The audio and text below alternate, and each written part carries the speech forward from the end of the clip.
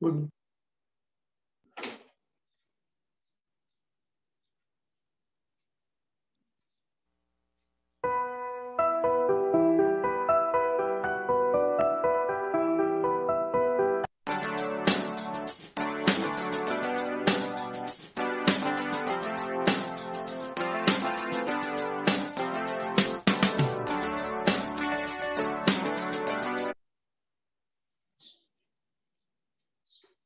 सुप्रभात प्यारे बच्चों, आप सभी को मेरा प्यार भरा नमस्कार। आशा करता हूं कि आप इस कोविड परिस्थिति में सब ठीक होंगे और आपके परिवार में भी सब ठीक होंगे। आज हमारा दिन है बुधवार, और बुधवार को हमारी तासिका होती है हिंदी की। तो मैं आप सभी का आज की ऑनलाइन तासिका में स्वागत करता हूं।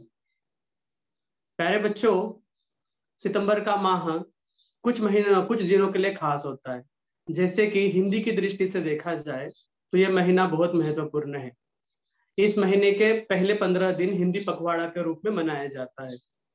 इसका उद्देश्य यह है कि समूचे राष्ट्र में हिंदी का उपयोग बढ़े, हिंदी को जानने, समझने, बोलने और हिंदी में पठन लेखन करने वालों की संख्या बढ़े।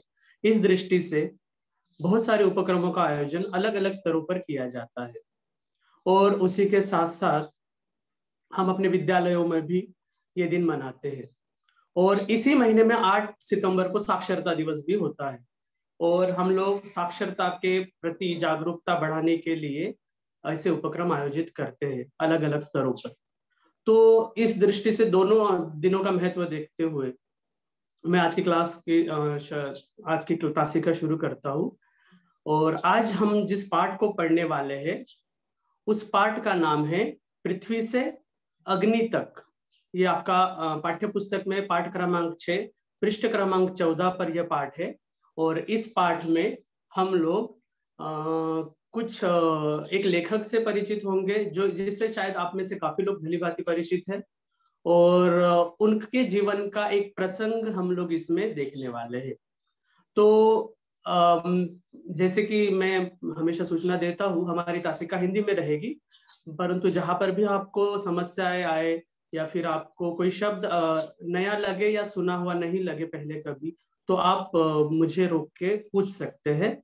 और क्लास के अंत में हम लोग चर्चा के लिए थोड़ा समय रखेंगे। तो मैं अभी क्लास अपनी तासिका शुरू करने जा रहा हूँ, और स्लाइड शो करते हुए हम इस पाठ को पढ़ेंगे और आगे बढ़ेंगे।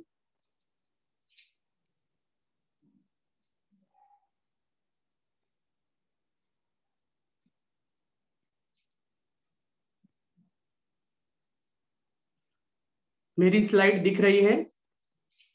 Yes sir. ओके।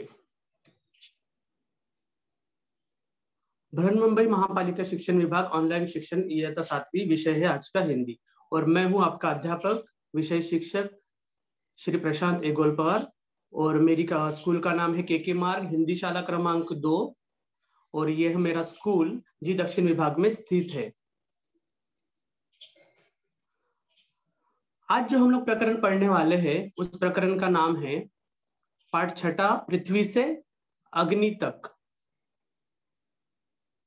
इसके लेखक है डॉक्टर एपीजे अब्दुल कलाम। आशा करता हूं आप सभी इस नाम से भलीभांति परिचित है ना बच्चों? आप सभी लोग इस नाम से परिचित हैं इनसे? हाँ, ये कौन थे? हमारे देश के 11वें राष्ट्रपति थे, और साथ ही साथ एक महान वैज्ञानिक के रूप में इन्होंने अपना जीवन बिताया है। चलिए आगे बढ़ते हुए डॉक्टर एपीजे अब्दुल कलाम के बारे में हम लोग देखेंगे। यह है उनकी तस्वीर। और डॉक्टर अब्दुल कलाम जी ने राष्ट्रपति पद को विभूषित किया और अपना अनमोल योगदान देश के लिए अर्पित किया, जिसकी वजह से उनको भारत देश का सर्वोच्च नागरिक पुरस्कार भारत रत्न प्राप्त हुआ है। तो ऐसे महान साइंटिस्ट, महान राष्ट्रपति, जिनको हम सभी लोग जनता के यानी लोगों के राष्ट्रपति के रूप में जानते हैं, इनके द्वारा लिखा गया ये पाठ है।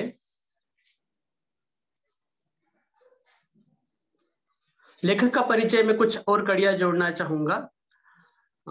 जैसे कि एक व्यक्ति जो पायलट बनना चाहता था परंतु किन्हीं कारणों से नहीं बन पाया, ऋषिकेश जाकर उसने नई उड़ान के बारे में सोचा और अपने करियर को अंतरिक्ष के क्षेत्र को की ओर मोड़ लिया। यह व्यक्ति और कोई नहीं बल्कि भारत में प्रक्षेपास्त्र के जनक एपीजे अब्दुल कलाम है। अब्दुल कलाम भारत के राष्ट्र निर्माताओं में से एक है। तो बचपन से ही ये क्या करना चाहते थे, पायलट बनना चाहते थे, परंतु वो पायलट नहीं बन सके और जीवन के कुछ मोड़ ऐसे आए कि उनको इस कदर उनको उस मुकाम पर पहुंचाया कि वो राष्ट्रपति तक पहुंच गए, राष्ट्रपति पद तक। और भारत में बहुत सारी मिसाइलें बनाने का श्रेय इनको जाता है, इसलिए इनको मिसाइल मैन के नाम से भी जाना जाता है। इनका संक्षेप में जीवन परिचय हम लोग लेने का काम करेंगे। अब्दुल कलाम का जन्म 15 अक्टूबर 1921 को तमिलनाडु राज्य के रामेश्वरम जिले के धनुषकोडी गांव में हुआ था। कलाम एक बहुत ही बड़े परिवार के हिस्सा थे, जिसमें 5 भाई और 5 बहनें थी। अब्दुल कलाम का पूरा नाम अबुल फकीर जैनुलाब्दीन अब्दुल कलाम था। तो इस प्रकार से इस नाम को संक्षेप में एपीजे अब्दुल कलाम या सिर्फ अब्दुल कलाम जी के नाम से लोग इनको भारत में अभी पहचानते हैं। कलाम का बचपन आर्थिक अभाव में बीता। इनके पिता मछुआरों को बोट किराए पर देते थे। कलाम के पिता जैनुलाब्दीन भले ही पढ़े लिखे नहीं थे, लेकिन उच्च सोच वाले व्यक्ति थे। कलाम ने अपनी प्रारंभिक शिक्षा रामेश्वरम में पूरी की, सेंट जोसेफ कॉलेज से ग्रेजुएशन की डिग्री ली और मद्रास इंस्टीट्यूट ऑफ टेक्नोलॉजी से एरोनॉटिकल इंजीनियरिंग की डिग्री प्राप्त की। तो इस प्रकार से एक गरीब परिवार में होने के बावजूद भी उन्होंने अपना रास्ता खुद ढूंढा और अपने सपनों की उड़ान रोकने नहीं दी, और जहां जहां संभव हुआ उन्होंने अपने प्रयास जारी रखे और वो एरोनॉटिकल इंजीनियरिंग की डिग्री उन्होंने प्राप्त की।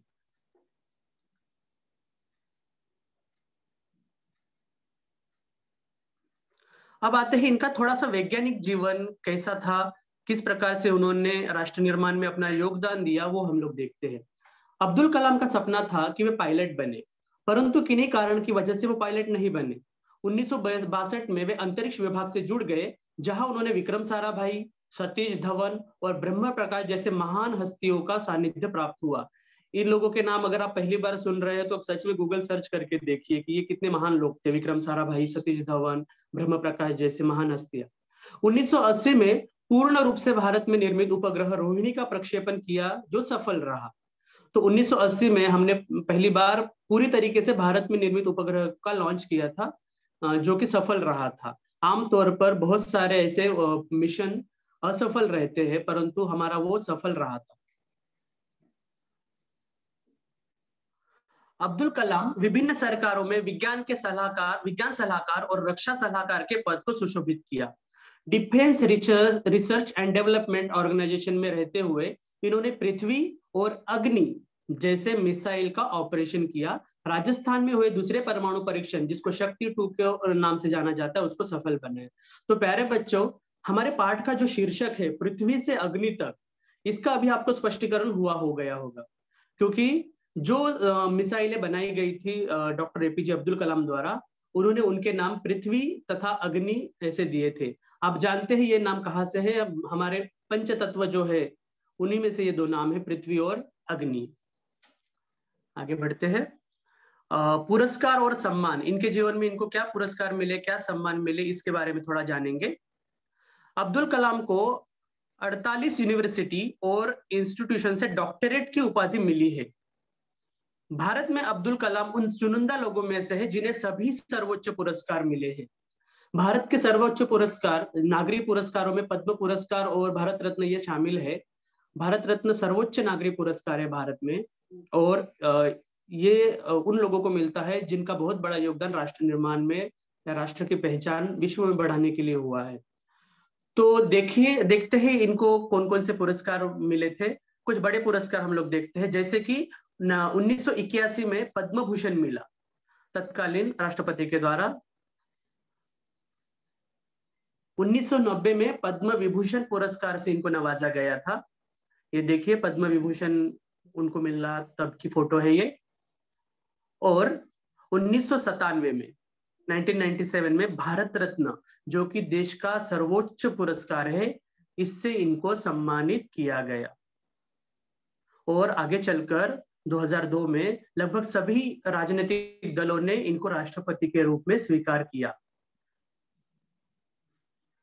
इनकी कुछ पुस्तकें हैं, जैसे इन्होंने अपना काम करते हुए उन कामों का अनुभव लेखन किया है, जो कि विद्यार्थियों के लिए और हम सभी के लिए बहुत ही मार्गदर्शक साबित हुई है। अगर आपको मौका मिले तो अवश्य इनकी पुस्तकें पढ़िए। एक महान व्यक्ति वही होता है जो अपने जाने के बाद भी लोगों को राह दिखाता रहता है। उनकी लिखी हुई कुछ पुस्तकें इस प्रकार से है, जैसे विंग्स ऑफ फायर, ये बहुत प्रसिद्ध पुस्तक है। दूसरी है इंडिया 2020। तीसरा है इग्नाइटेड माइंड, और एक पुस्तक है माय जर्नी इत्यादि। इनके हिंदी संस्करण भी आए हैं, देखिए जैसे चित्र यहाँ पर दिख रहा है। विंग्स ऑफ फायर को अग्नि की उड़ान के नाम से हिंदी में आप पढ़ सकते हैं। इंडिया भारत 2020 का हिंदी संस्करण आप पढ़ सकते हैं। इग्नाइटेड माइंड का हिंदी संस्करण है तेजस्वी मन, महाशक्ति भारत की नींव। और माय जर्नी जो है वो मेरी जीवन यात्रा के नाम से प्रसिद्ध है। ये किताबें ऑनलाइन या कहीं पर भी उपलब्ध हो तो जरूर कोई ना कोई एक किताब इनमें से पढ़ने का प्रयास जरूर करें, ताकि आप उनके कार्यों से और अधिक परिचित हो पाएंगे। ओके। इनका निधन, एक प्रखर बुद्धि के धनी ओजस्वी वक्ता, जिनको थिंक टैंक हम कह सकते हैं, थिंक टैंक के चले जाने से उनकी कमी सदा रहेगी। ऐसे महान missile man doctor A P J Abdul Kalam 27 जुलाई 2015 को आईआईटी गुवाहाटी में संबोधित करते समय दिल का दौरा पड़ने से इनका देहांत हो गया। ऐसे राष्ट्रपति पर पूरे देश को हमेशा गर्व रहेगा। प्यारे बच्चों, जब इनकी मृत्यु आई तब ये विद्यार्थियों को ही संबोधित कर रहे थे। एक ऐसा ज्ञानी व्यक्ति जिसने अपना पूरा जीवन राष्ट्र के लिए समर्पित किया और अध्यापन के लिए भी समर्पित किया, और उसकी मृत्यु विद्यार्थियों को संबोधित करते हुए आई, ये अपने आप में एक बहुत बड़ी बात है। कलाम बच्चों से बहुत प्रेम करते थे और उन्हें सदा विज्ञान का जीवन में महत्व बताते थे। अब्दुल कलाम को पीपुल्स प्रेसिडेंट यानी जनता के राष्ट्रपति कहते हैं। 2002 में राष्ट्रपति बनने के बाद भी उनके दरवाजे सदा आमजन के लिए खुले रहते थे। कई पत्रों का जवाब तो स्वयं अपने हाथों से लिखकर देते थे। कलाम के विद्यार्थियों के प्रति प्रेम को देखकर संयुक्त राष्ट्र ने उनके जन्मदिन को विद्यार्थी दिवस के रूप में मनाने का निर्णय लिया है। और हम हमारे राज्य में क्या करते हैं, उनका दिवस वाचन प्रेरणा दिवस के रूप में मनाते हैं और विद्यालय में किताबें पढ़कर उनको आदरांजलि प्रस्तुत करते हैं। तो इस प्रकार से लेखक का परिचय होने के बाद हम लोग हमारे पाठ की तरफ बढ़ते हैं। अब इस पाठ को पढ़ने से पहले ये देखिए कि यह प्रस्तुत आत्मकथा अंश में लेखक ने अग्नि के प्रक्षेपण में आने वाली कठिनाइयों, वैज्ञानिकों के अथक परिश्रम को बताया है। प्यारे बच्चों, ये जो पाठ है ये आत्मकथनात्मक शैली में लिखा गया है, यानी इसके निवेदक स्वयं एपीजे अब्दुल कलाम है। यहाँ पर जब भी जिक्र आएगा मैं, हमने, मेरा, इसका मतलब ये कौन कह रहा है? ये एपीजे अब्दुल कलाम लिख रहे हैं। हाँ, आत्मकथात्मक शैली में लिखा जाता है, तो जब लेखक खुद निवेदक होता है उसका, ठीक है। तो यहाँ पर इसी का जिक्र आया है और ये उनके अग्नि के उड़ान इसमें से अंश में से लिया गया है। तो अग्नि मिसाइल के प्रक्षेपण में बहुत सारी कठिनाइयां आई थी और उन्हीं का ये करते हुए, उन्हीं को ठीक करते करते किस प्रकार से अपनी मंजिल तक वो पहुंचे हैं, इसका बहुत अच्छा वर्णन इस पाठ में। तो मैं पाठ को आरंभ करता हूँ। मेरी स्क्रीन अभी भी दिख रही है ना आप सभी को? आप अपनी पुस्तक को भी रेफर कर सकते हैं। अगर आपको स्क्रीन देखने में दिक्कत हुई और आपके पास किताब है तो आप पृष्ठ क्रमांक 14 पर ये देख सकते हैं। तो मैं पढ़ता हूँ, और पाठ थोड़ा सा लंबा होने की वजह से और इसमें कठिन शब्दों की कमी है, बहुत सरल भाषा में लिखा गया है, तो हम इसको समझते हुए आगे बढ़ते हैं। देखिए, पृथ्वी से अग्नि तक डॉक्टर एपीजे अब्दुल कलाम। बालासोर में अंतरिम परीक्षण का काम पूरा होने में अब भी कम से कम 1 साल की देरी थी। हमने पृथ्वी के प्रक्षेपण के लिए श्रीहरिकोटा अंतरिक्ष केंद्र में विशेष सुविधाएं स्थापित की। इनमें से एक था लॉन्च पैड, ब्लॉक हाउस, नियंत्रण उपकरण तथा चलित दूरमिति केंद्र शामिल थे। तो प्यारे बच्चों, ये कुछ वैज्ञानिक शब्द है, जैसे लॉन्च पैड, ब्लॉक हाउस, नियंत्रण उपकरण। ये सब किसके लिए आवश्यक होता है? किसी भी मिसाइल को लॉन्च करने के लिए या उसका प्रक्षेपण करने के लिए इन चीजों की आवश्यकता होती है। और ऐसी सुविधा कहाँ पर है? श्रीहरिकोटा में। तो श्रीहरिकोटा की एक छोटी सी तस्वीर दिखाना चाहूंगा। देखिए, यह है श्रीहरिकोटा का प्रक्षेपण केंद्र। तो ये सब जैसे आप देख रहे हैं, एक रॉकेट जैसा वहां दिख रहा है, वो लॉन्च पैड है। वहां पर वो लगाया जाता है और कंट्रोल रूम से बाकी चीजों से उसको प्रक्षेपण किया जाता है। चलिए आगे बढ़ते हैं। पृथ्वी उपग्रह को 25 फरवरी 1988 को सुबह 11:23 पर छोड़ा गया था। प्यारे बच्चों, प्रक्षेपण में एक एक मिनट और एक एक सेकंड मायने रखता है। तो पृथ्वी उपग्रह को जब प्रक्षेपित किया जाना था, उसके लिए 1988 की सुबह 25 फरवरी 1988 की सुबह 11:23 पर छोड़ा गया। यह देश के रॉकेट विज्ञान के इतिहास में एक युगांतरकारी घटना थी। युगांतरकारी शब्द का तात्पर्य है युग प्रवर्तक, यानी युग को बदल देने वाली घटना। निर्देशित मिसाइलों के क्षेत्र में एक आत्मनिर्भर देश के रूप में पृथ्वी के उद्भव ने संसार के सभी विकसित देशों को विचलित कर दिया था। तो प्यारे बच्चों, इस घटना का महत्व यह है कि हमें काफी बार ऐसे उपक्रम करने के लिए, ऐसे मिशंस के लिए विदेशी ताकतों का सहारा लेना पड़ता था। और ऐसे समय में अगर वो हमें मदद करने से ना कहते तो हमें वो मिशन छोड़ देना पड़ता था। परंतु ये घटना इस प्रकार से थी कि भारत ने खुद किया था और सामर्थ्यशाली नागरिक, अंतरिक्ष उद्योग और व्यवहार्य मिसाइल आधारित सुरक्षा प्रणालियों ने भारत को चुनिंदा राष्ट्रों के समूह में पहुंचा दिया था। इसके पहले ब्रिटेन या अमेरिका या रूस जैसे देशों में ये सुविधाएं थी या उन्होंने इसमें कुछ किया था। भारत जैसे देश अभी भी पीछे थे और भारत ने इसमें भी महारत हासिल कर लिया। ये देखिए, पृथ्वी मिसाइल का एक चित्र दिख रहा है यहाँ पर। इंटरनेट पे आप पृथ्वी, अग्नि ऐसे कुछ गूगल सर्च करेंगे तो आपको उससे रिलेटेड काफी जानकारी मिल जाएगी। लेकिन क्या एक पृथ्वी ही पर्याप्त होगा? यहाँ पर ध्यान रखिए, पृथ्वी और अग्नि का तात्पर्य मिसाइलों से है प्यारे बच्चों। लेकिन क्या एक पृथ्वी ही पर्याप्त होगा? क्या 4-5 मिसाइल प्रणालियों का स्वदेशी विकास हमें पर्याप्त रूप से ताकतवर बना पाएगा? उसी समय अग्नि को एक टेक्नोलॉजी प्रदर्शन परियोजना के रूप में विकसित किया जा रहा था। देश के भीतर उपलब्ध समस्त संसाधनों को दांव पर लगाकर यही एक उत्तर था। अग्नि टीम में 500 से अधिक वैज्ञानिक थे और इन विशाल प्रक्षेपणों में अनेक संगठनों का नेटवर्क बनाया गया था। किसी भी मिसाइल को प्रक्षेपित करना किसी छोटी टीम का काम नहीं है और बहुत सारे विभाग इसमें काम करते हैं अलग अलग स्तर पर। और सभी का समन्वय, जिसको हम लोग कोऑर्डिनेशन कहते हैं, सभी का समन्वय अगर योग्य प्रकार से रहा तो ही एक यशस्वी प्रक्षेपण हो सकता है। तो उस समय अग्नि को एक टेक्नोलॉजी प्रदर्शन परियोजना के रूप में विकसित किया जा रहा था और देश के भीतर उपलब्ध कम से कम संसाधनों में इसको तैयार किया जा रहा था। बिना किसी की मदद से हम इसको बना रहे थे। और इस टीम में 500 से अधिक क्या थे, मेंबर्स थे। ये देखिए, अग्नि के 2 चित्र मैंने दिखाए। एक लॉन्च के समय का है और जब गणतंत्रता दिवस होता है तो जो हमारे राष्ट्रपति भवन से लेकर लाल किले तक जो झंडा वंदन होता है, वहां पर ये जो दिखाए जाते हैं देश की ताकत के रूप में सेना का जो प्रदर्शन होता है, शक्ति प्रदर्शन, उसमें भी इसको दर्शाया जाता है। ये वहां की दूसरी तस्वीर है। चलिए आगे बढ़ते हैं। अग्नि का प्रक्षेपण 20 अप्रैल 1989 को निर्धारित किया गया था। तारीख देखिए, 20 अप्रैल 1989। 1989 यानी कौन सा साल होगा? आप में से कोई बता पाएगा? 1989 इंग्लिश में इसको कौन सा साल कहोगे? 1989 1989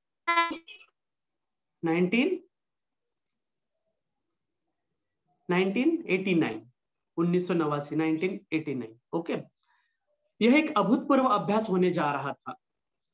एक प्रक्षेपण यानी कि विपरीत मिसाइल प्रक्षेपण में व्यापक स्तर पर सुरक्षा संबंधी खतरे शामिल होते हैं।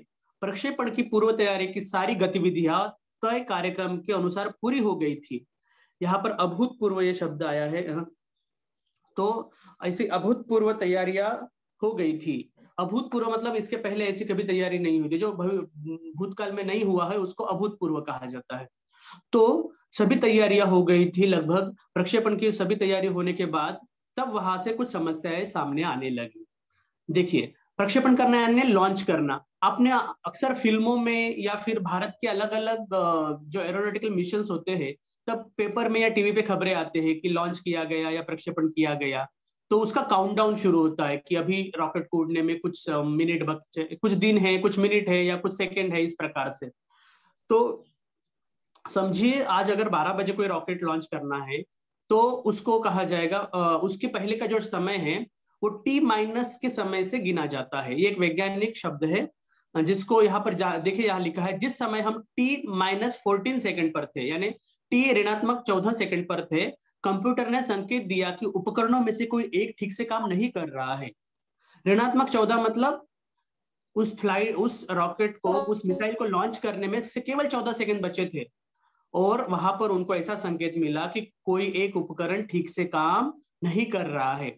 सोचिए, सालों की मेहनत, और जब वो लॉन्च होने जा रहा है तो 14 सेकंड पहले आपको पता चलता है कि कुछ तकनीकी खराबियां आ गई है। तो ऐसे में सभी की चिंताएं बढ़ना स्वाभाविक है कि नहीं, और ऐसी घटनाएं अक्सर होती रहती है। तो जब 14 सेकंड बचे थे तो किसी उपकरण में तकनीकी खराबी आ गई थी, इसे तुरंत सुधार लिया गया, और इसी बीच निचली रेंज के केंद्र ने होल्ड करने के लिए कहा गया।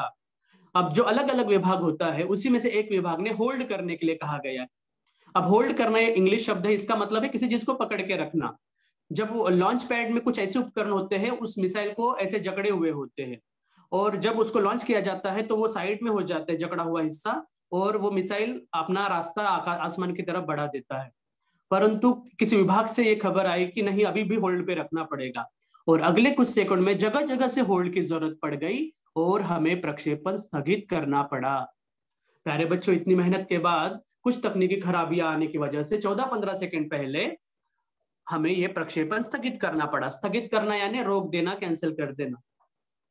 मैं अपने टीम के सदस्यों से मिलने गया जो सदमे और शोक की हालत में थे। सदमा मतलब किसी चीज का आपको जब धक्का लगता है, जब किसी चीज की आपको दुखद घटना का जब आघात होता है तो उसे सदमा कहा जाता है, और शोक का मतलब भी दुख होता है। तो इतनी मेहनत करने के बाद, रात दिन में एक करने के बाद, APJ अब्दुल कलाम बोल रहे कि मेरी टीम, अपनी टीम के सदस्यों से जब मैं मिलने गया तो वो बुरी हालत में थे, सभी सदमे में थे। मैंने SLV3 के अपने अनुभवों को उनके साथ बांटा। देखिए कितना अच्छा अनुभव वो अपना बता रहे हैं। कोई भी मुखिया, कोई भी लीडर अपने अनुयायियों को, अपने नियंत्रण में काम करने वाले लोगों को डांटना, फटकारना, ये चीजें नहीं करते हैं, वो उनको प्रोत्साहित करते हैं। और इसी घटना को उन्होंने यहाँ पर बताया है, और उन्होंने अपना एक उदाहरण बताया जो कि एक नाकामी का था, जिसमें उनको यश नहीं मिला था। वो था SLV3। ओके, तो ये SLV3 सैटेलाइट लॉन्चिंग व्हीकल नाम का एक प्रोजेक्ट था। उसको करते समय वो लास्ट मिनट में उसमें कुछ खराबियां आ गई थी, और जो कि बंगाल की खाड़ी में उसको गिराया गया ताकि लोगों को नुकसान ना पहुंचे। बंगाल की खाड़ी मतलब हमारा एक समंदर का हिस्सा है, उसमें गिराया गया था। तो देखिए वो उन्होंने क्या अपने शब्दों में कहा, मेरा प्रक्षेपण यान तो गिरकर समुद्र में खो गया था, लेकिन उसकी वापसी सफलता के साथ हुई। आपके मिसाइल अभी तक आपके सामने है। वास्तव में आपने कुछ भी ऐसा नहीं खोया जिसे 1 या 2 हफ्तों के काम से सुधारा न जा सके। एक सुंदर मोटिवेशनल, उन्होंने प्रोत्साहित करने वाला संभाषण उन अपने कर्मचारियों के साथ, अपने टीम के सदस्यों के साथ किया, और ये कहा कि मेरा तो खो गया था SLV3, पानी में गिरा दिया गया था, परंतु आपकी मिसाइल अभी भी आपकी आंखों के सामने है। इसकी तकनीकी खराबियां आप 1 या 2 हफ्तों में ठीक कर सकते हैं। इस विवरण ने उन्हें जड़ता की हालत से झकझोर कर बाहर निकाल लिया, और सारी की सारी टीम उप प्रणालियों की जांच और उन्हें ठीक करने के काम में फिर से जुट गई। तो झकझोर कर, इसका मतलब होता है झंझोड़ना, यानी किसी को हम लोग नींद से उठाते समय जोर जोर से हिलाते हैं ना, उस प्रकार से उनके संभाषण ने काम किया। और जो जड़ता की हालत थी, मतलब एक तरह की स्थिरता आ गई थी उन लोगों में, वो निराशा, शिथिलता जो आ गई थी, उसको झटक कर वो सभी लोग टीम की ऊपर प्रणालियों को जांचने, मतलब छोटे छोटे जो मिसाइल के अलग अलग विभाग थे, उनकी जो तकनीकी खराबियां थी उनको खोजने में वो लोग लग गए। अगले 10 दिन तक दिन रात चले विस्तृत विश्लेषण के बाद हमारे वैज्ञानिकों ने मिसाइल को 1 मई 1989 को प्रक्षेपण के लिए तैयार कर लिया था। देखिए, पहले होना था 20 अप्रैल 1989 को, और फिर उन्होंने अगला कब प्लान किया, 1 मई 1989 को, मतलब 2 हफ्तों के अंतराल में उन्होंने इस पर जीत हासिल की, और उसकी खामियां ढूंढकर उस पर काम करके प्रक्षेपण के लिए वो पुनः तैयार हो गए थे। लेकिन स्वचालित कंप्यूटर जांच अवधि के लिए दौरान T-10 सेकंड पर एक होल्ड का संकेत दिखाई पड़ा। T-10 मतलब अभी भी प्रक्षेपण में केवल 10 सेकंड बचे थे, तब फिर से होल्ड का संकेत मिलने लगा कि नहीं, यह प्रक्षेपण रुकना चाहिए। प्रक्षेपण फिर एक बार स्थगित करना पड़ा, रॉकेट विज्ञान के क्षेत्र में इस तरह की चीजें बहुत आम है और अक्सर अन्य देशों में भी होती रहती है। तो ये लाइन बहुत महत्वपूर्ण यहाँ पर बताई है उन्होंने कि अक्सर ऐसा होता है, कोई भी पहले ही प्रयास में जीतना संभव नहीं होता है। काफी बार असफलताएं सहन करने के बाद हम लोग एक बार सफल हो सकते हैं, और असफलताएं हमारे जीवन का हिस्सा है। जब वो आते हैं तो उन्हें छोड़कर हम लोगों को फिर से प्रयास करना चाहिए। तो जब भी, जैसे अभी तक हम लोगों ने देखा कि इनका जो लेखन है वो काफी प्रोत्साहित करने वाला है, कभी भी निराशा की छाया नहीं दिखती है आपको। इनके जो लेखन में आप देखेंगे निराशा हमें दिख नहीं रही है, हमेशा वो आशावादी रहे हैं अपने मिशन को लेकर। आगे देखिए, मैंने डीआरडीएल आरसीआई परिवार के 2000 से भी अधिक सदस्यों को संबोधित किया। लगभग 2000 लोग वहां पर थे। उनको संबोधित करते हुए उन्होंने कहा, बहुत मुश्किल से ही कभी किसी प्रयोगशाला या आर&डी, रिसर्च एंड डेवलपमेंट ये होता है, संस्थान को देश में पहली बार अग्नि जैसी प्रणाली विकसित करने का अवसर मिलता है। यह महान अवसर हमें दिया गया है, और स्वाभाविक रूप से बड़े अवसर अपने साथ बराबर की चुनौतियां लेकर आते हैं। चुनौतियां यानी चैलेंजेस, आह्वान जो होते हैं। कोई बड़ा काम करने के लिए आपको बड़ी चुनौतियां होती है, छोटे काम के लिए छोटी चुनौतियां हो सकती हैं। तो हमें हिम्मत नहीं हारनी चाहिए, समस्याओं को हमें हराने का मौका नहीं देना चाहिए। देश को हमसे सफलता से कम कुछ भी पाने का अधिकार नहीं है। मतलब देश को हमसे सफलता से कम कुछ भी नहीं चाहिए। हम लोगों को ये जो मिला है प्रकल्प, इसको हमें यशस्वी रूप से करना है। और एक बड़ा प्रकल्प बड़ी चुनौतियां लेकर आता है। आप लंबे सफर पे जाएंगे तो आपको ज्यादा समस्या आ सकती है, आप नजदीक में जा रहे हो यात्रा में तो आपको कम समस्या आ सकती है ना। तो यही उन्होंने अपने 2000 से अधिक कर्मचारियों को संबोधित करते हुए कहा। देश को हमसे सफलता से कम कुछ भी पाने का अधिकार नहीं है, आइए सफलता को लक्ष्य बनाएं। इस तरीके से उन्होंने अपना संबोधन लोगों में दिया। ओके, तो इस प्रकार से जब भी कोई मुखिया, कोई लीडर, कोई नेता अपने लोगों को संबोधित करता है तो वो उससे प्रोत्साहित होना अपेक्षित है, नहीं कि उनको डांटना, फटकारना या फिर उनकी कमियां गिनाना। और ऐसे मुश्किल दौर में जब वो लोग खुद अपनी असफलता से परेशान हैं और उन्होंने अपना 100% देने का जब प्रयास भी किया था। चलिए आगे बढ़ते हैं। अपना संबोधन लगभग खत्म कर चुका था कि मैंने लोगों को कहते हुए पाया, मैं आपसे वादा करता हूं महीने के खत्म होने के पहले अग्नि का कामयाबी से प्रक्षेपण करने के बाद हम यहाँ वापस मिलेंगे। तो लोगों में उत्साह भर गया, उनकी टीम मेंबर्स में, उनके टीम के सदस्यों में उत्साह आ गया, और उन्होंने कहा कि सर हम लोग महीने के अंत तक इसमें सफलता प्राप्त करने का पूरा प्रयास करेंगे। कल्पना करिए अगर वो उनको डांटते, फटकारते या फिर उनको बोलते कि तुम लोगों से नहीं हो पाएगा, रहने दो, मैं दूसरी टीम लाऊंगा। क्या ये कहना एक मुखिया के लिए ठीक होता है? नहीं होता है। इससे प्रयास करने वालों में निराशा का भाव आ जाता है। तो हमें अक्सर जब जीवन में अपना काम करेंगे, जब आप किसी बड़े ओहदे पे पहुंचेंगे या कहीं पर भी घर परिवार में, लोगों को दोष गिनाने के बजाय वो काम और बेहतर ढंग से कैसे कर सकते हैं, इस प्रकार से आप लोगों को प्रयासरत रहना चाहिए।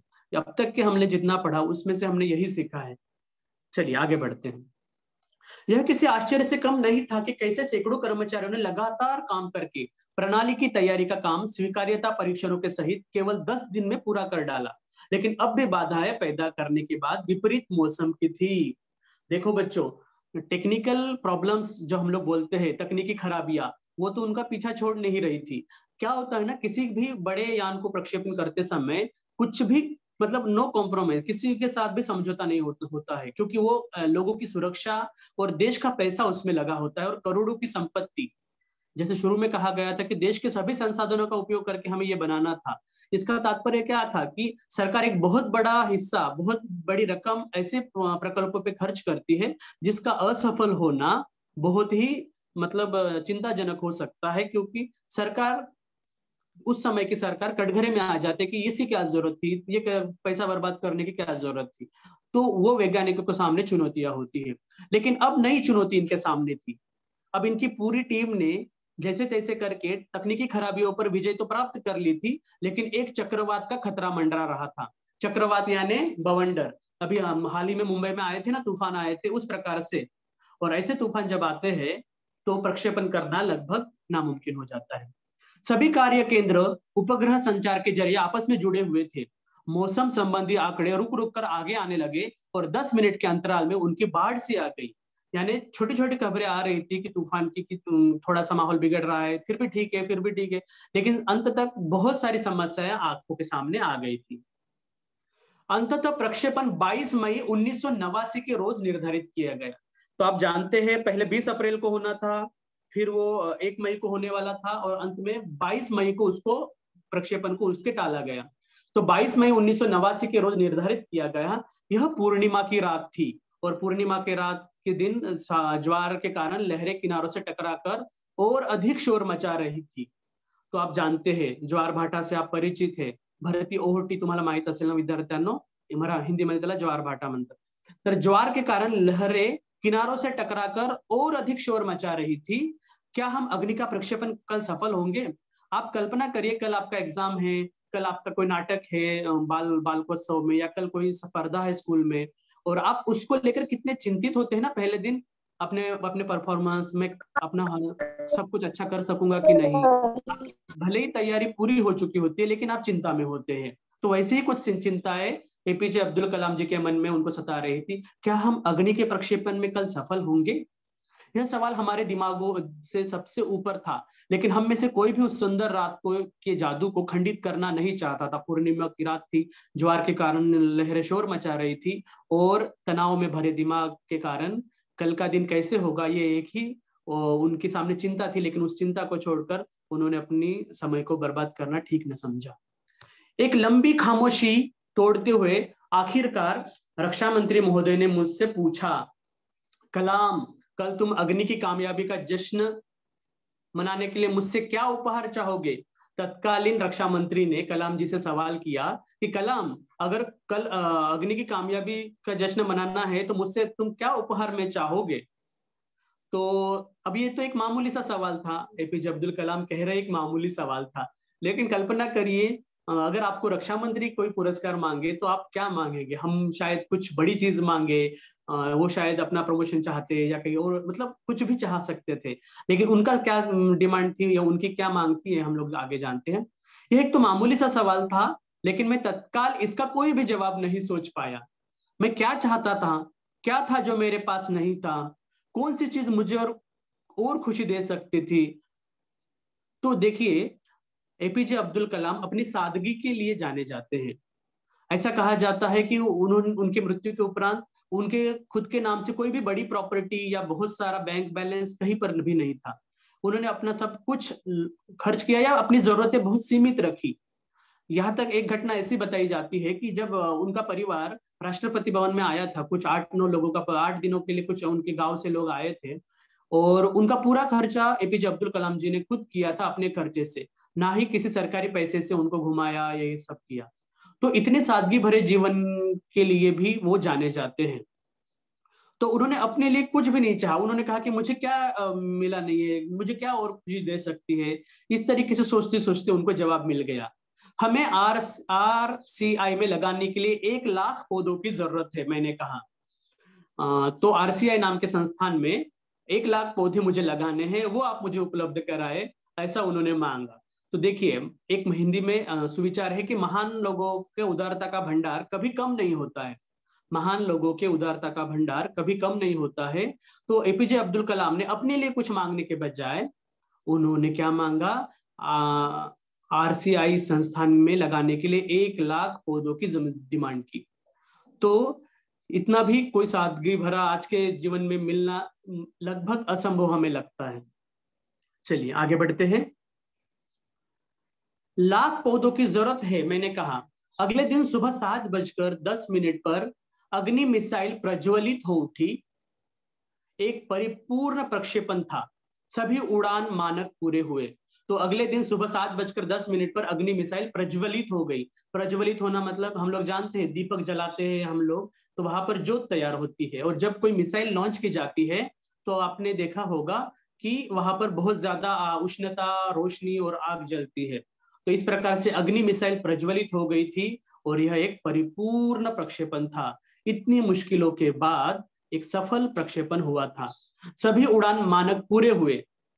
उड़ान मानक पूरे हो मतलब उससे रिलेटेड, मराठी में इसको निकष कहेंगे हम लोग, निकष। तो जे पण निकष असतात एक यशस्वी उडान करण्यासाठी, ते सर्व पूर्ण झालेले होते। सभी उड़ान मानक पूरे हुए। यह एक दुःस्वप्न भरी नींद के बाद एक खूबसूरत सुबह में जागने जैसा है। कल्पना करिए कि आपको नींद में बहुत सारे मतलब बुरे सपने आए, कुछ दुख देने वाले दर्द भरे सपने आए, और आपको लगा कि वही सच्चाई है, और आपने समझा कि अरे मेरे जीवन में इतना कुछ गलत हो गया, बुरा हो गया। और जब आपकी आंख खुलती है तो देखते हो कि सुबह हो गई है और आपके सभी परिवारजन आपके साथ सुखरूप है, सब साथ में है, खुशी का माहौल है।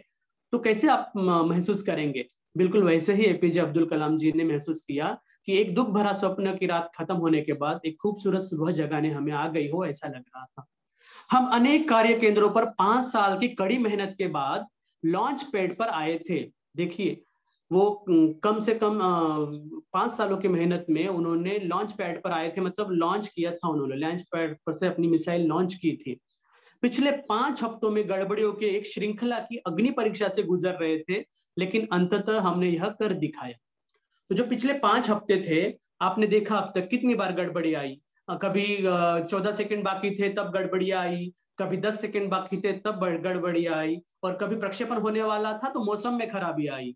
तो ऐसे में कोई कोई ये मिशन रोकना पड़ सकता था, या फिर स्थगित हमेशा के लिए कर देना पड़ता था, और उसके बदले में निंदा या फिर कड़ी क्रिटिसिज्म जिसको हम कहते हैं समीक्षा से गुजरना पड़ सकता था। परंतु एपीजे अब्दुल कलाम ने अपने टीम मेंबर्स को समय समय पर प्रोत्साहित करते हुए इसको एक सफल परीक्षण तक लेके गए, और इस 5 साल की मेहनत को उन्होंने यशस्वी बनाया। यह मेरे जीवन के महानतम क्षणों में से एक था। इसमें कोई दो राय नहीं बच्चों, किसी भी वैज्ञानिक के लिए ऐसा कुछ सफलता हासिल करना उनके जीवन का एक महान क्षण था। और प्यारे बच्चों, अग्नि की उड़ान जो विंग्स ऑफ फायर में जो किताब है, इसमें इसी के संबंध में ढेर सारी जानकारी आपको पढ़ने की मिलेगी। मैं आप सभी को बोलूंगा कि अपने जीवन में जब भी आपको समय मिले, किताबें आजकल ऑनलाइन भी सहजता से उपलब्ध होती है, तो प्लीज ये मिल प्राप्त करके पढ़िए। कभी कभी भाषा थोड़ी सी कठिन हो सकती है, परंतु जितने कम उम्र से आप लोग किताबें पढ़ना चालू करेंगे, उतना आप समझने की आपकी आपकी क्षमता बढ़ती जाएगी। यह मेरे जीवन का महानतम क्षणों में से एक था। सिर्फ 600 सेकंड की भव्य उड़ान ने हमारी सारी थकान को एक पल में धो डाला। 600 सेकंड, देखिए, मतलब उसका काउंटडाउन जब खत्म हुआ होगा, वहां से लेकर वो यशस्वी रूप से अंतरिक्ष में प्रस्थापित होने तक का जो 600 सेकंड का उनका समय था, उनके जीवन में कितना मायने रखता होगा। जैसे हम लोग साल भर मेहनत करते हैं ना, और 2 घंटे की एग्जाम होती है, हम लोग 15 या 20 दिन प्रैक्टिस करते हैं, या और 15-20 मिनट की नाटक हमारा होता है, 15-20 मिनट का नाटक। या हम लोगों ने कोई 1 महीना गाना प्रैक्टिस किया और उसके कंपटीशन में हमको 5 मिनट मिले। तो बहुत सारी सफलताएं बच्चों बहुत मेहनत करने के बाद मिलती है। बहुत मेहनत करने के बाद थोड़ी सी सफलता मिलती है। मतलब किसी खदान में हीरा प्राप्त करना हो तो न जाने कितने टन पत्थर निकालने के बाद शायद एक आध हीरा वहां मिलता होगा। तो सफलता के लिए कोई भी शॉर्टकट या छोटा रास्ता नहीं होता है। उसके लिए मेहनत की जरूरत होती है, उसके लिए लगन की जरूरत होती है, और इसके लिए अगर वो टीम वर्क है, एक समूह में किया जाने वाला काम है, तो उसके लिए एक दूसरे के साथ समन्वय स्थापित करके एक दूसरे का हौसला बढ़ाना, एक दूसरे को आगे बढ़ाना, ये सब संभव हो पाता है। तो एक सुंदर ढंग से यहाँ पर एपीजे अब्दुल कलाम जी ने अपने कुछ अनुभव यहाँ पर साझा किए हैं। जैसे मैंने अभी कहा, अग्नि की उड़ान इस किताब में आप इसके बारे में और विस्तार से जान सकते हैं। तो जब भी जीवन में मौका मिले, किताब को जरूर पढ़ें। और एपीजे अब्दुल कलाम द्वारा लिखित इंग्लिश या हिंदी में कोई भी पुस्तक उपलब्ध होती है तो उसका वाचन जरूर करें, ताकि आप उनको और अच्छे ढंग से जान सके। चलिए थोड़ा सा आगे बढ़ते हैं। इस पाठ को पढ़ते समय हम लोगों को कुछ नए शब्दों और एक मुहावरा भी हमें दिखा। तो जैसे समय समय पे मैंने तो बता दिया था, लेकिन एक छोटा सा पुनरावर्तन करेंगे। युगांतरकारी का मतलब होता है युग प्रवर्तक, युग बदलने वाला। आत्मनिर्भर, ये जानते हो, स्वावलंबी, जो स्वयं पर निर्भर होते हैं वो आत्मनिर्भर। चुनिंदा मतलब चुने हुए, कुछ खास। निवड़क, मराठी में हम लोग निवड़क बोलते हैं कि नहीं, उस तरीके से चुनिंदा। अभूतपूर्व मतलब अनोखा, जो इसके पहले कभी हुआ ना हो, ऐसी चीज। और गतिविधियां मतलब कृतियां। ओके। सदमा, ये सब आप जानते हो, हिंदी फिल्मों में ये तो बहुत बार सुना होगा आपने। झकझोरना, झंझोड़ना। चक्रवात यानी बवंडर, मराठी में वादळ। अंतराल, बीच का समय, यानी 2 घटनाओं के बीच का समय हो सकता है। और नतीजा का मतलब है परिणाम। ओके।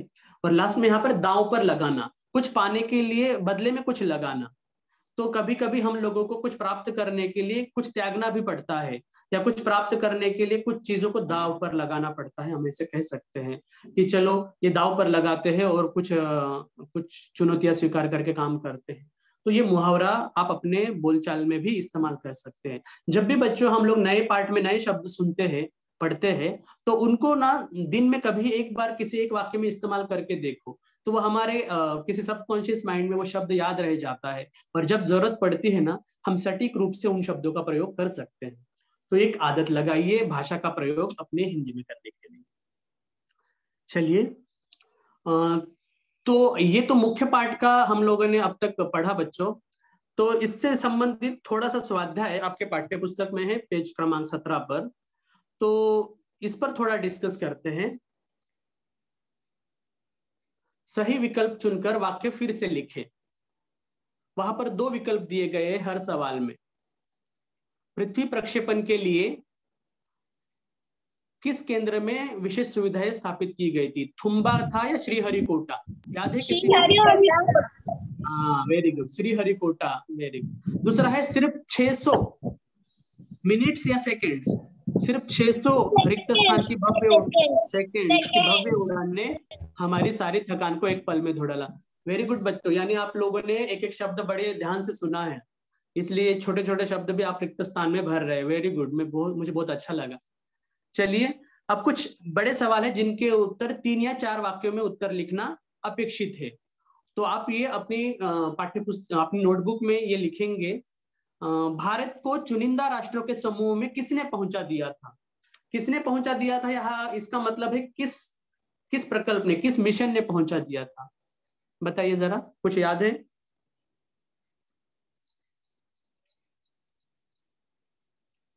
ओके, इस पाठ में इतना ज्यादा कंटेंट है कि इतने कम समय में शायद याद रखना आप लोगों के लिए थोड़ा जटिल हुआ होगा। तो भारत ने जब पृथ्वी का प्रक्षेपण किया तो चुनिंदा राष्ट्रों के समूह में उसको पहुंचा दिया गया। विश्व में इतने देश होने के बाद भी मुझे लगता है केवल 5 राष्ट्रों के पास ये उन्होंने हासिल किया था, जिसमें रूस था, अमेरिका था, ब्रिटेन था, फ्रांस था, और ये करने वाला भारत उनके बाद वाला राष्ट्र बना था। ओके, तो पृथ्वी का यशस्वी उड़ान ने भारत को चुनिंदा राष्ट्रों के समूह में पहुंचा दिया था। दूसरा है, टीम के साथ डॉक्टर कलाम जी ने कौन सा अनुभव बांटा? याद है आपको? जब पहली बार असफल हुए थे तो कौन सा अनुभव उन्होंने साझा किया था बच्चों?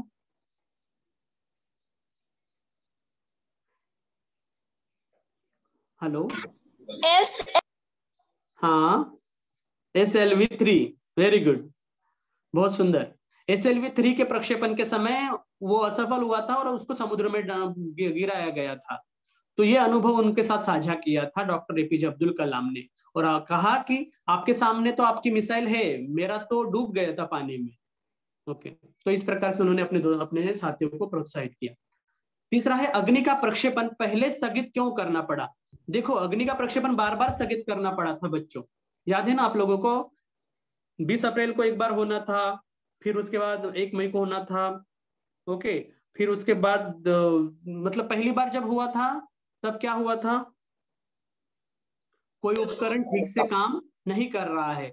जब T-14 सेकेंड बचे थे तब पता चला कि कोई उपकरण काम नहीं कर रहा है, इसलिए पहली बार अग्नि का प्रक्षेपण रोका गया था। दूसरी बार में भी वैसे ही समस्या थी, और तीसरी बार में मौसम खराब चल रहा था। तो पहले बार में पता होना चाहिए। तो ये पढ़ते समय जब आप खुद होकर मौन वाचन करेंगे तो आपको इसका समझना है। रक्षा मंत्री ने डॉक्टर कलाम जी से कब और क्या पूछा? इसका जवाब लोग जानते हो। क्या पूछा रक्षा मंत्री जी ने कलाम जी से? अंततः 20 अप्रैल 1990 दिन अग्नि के प्रक्षेपण के लिए निर्धारित किया गया। उससे पहली रात को सभी वैज्ञानिकों के मन में एक ही सवाल था कि क्या कल हम अग्नि के प्रक्षेपण में सफल होंगे? उसी समय रक्षा मंत्री ने डॉक्टर कलाम से पूछा, कलाम, कल तुम अग्नि की कामयाबी का जश्न मनाने के लिए मुझसे क्या उपहार चाहोगे? हाँ, वेरी गुड बेटा। आपका नाम? दिव्या कापड़। दिव्या, वेरी गुड, बहुत सुंदर। तो इस प्रकार से आपने कहा कि अग्नि के प्रक्षेपण के पहले दिन रक्षा मंत्री ने कलाम जी से कहा कि तुम उपहार में क्या चाहोगे? जब कोई कुछ हमारे लिए करता है तो हम लोग चाहते हैं कि उसको कुछ उपहार में दे, जिसको रिटर्न गिफ्ट कहते हैं ना हम लोग, उस प्रकार से।